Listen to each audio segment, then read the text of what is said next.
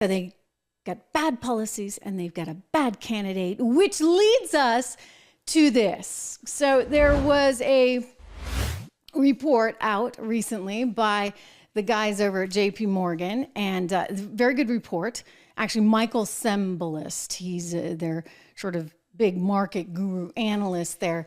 And he's actually saying what I think we all already know.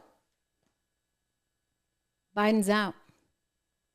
He will be out very soon, sometime before the votes are counted in November 2024.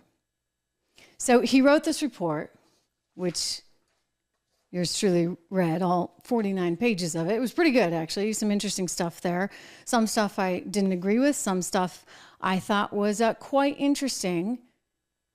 And this was the highlight. Number 3 in his top 10 surprises for 2024. He did this in honor of Byron Wein. You know, Byron Wein was a very famous market strategist. I interviewed him many times. I actually didn't realize he had gotten to 90, but he did pass away just last year at the age of 90.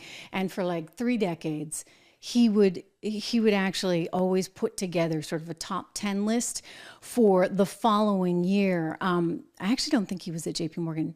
I think he was at Morgan Stanley and a few other places. But in honor of Byron, because everyone on Wall Street loved Byron, he thought, you know, I'm going to do this. I'm going to put together my top 10. And number 3 on the top 10 list was, quote, President Biden withdraws sometime between Super Tuesday and November election, citing health reasons.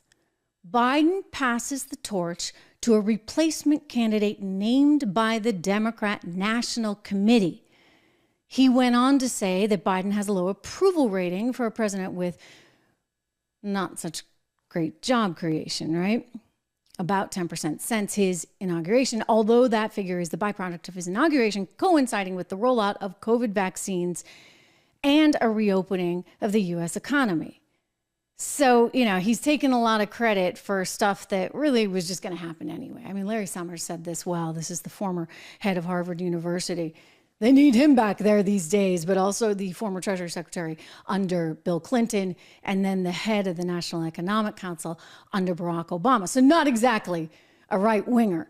Larry Summers said, you know what? When we reopen after having been closed during COVID, it's going to be like Paris in September after a month off in August, or it's going to be like summer Martha's Vineyard or Cape Cod after having been closed for the winter. We are going to be gangbusters again. Larry was right.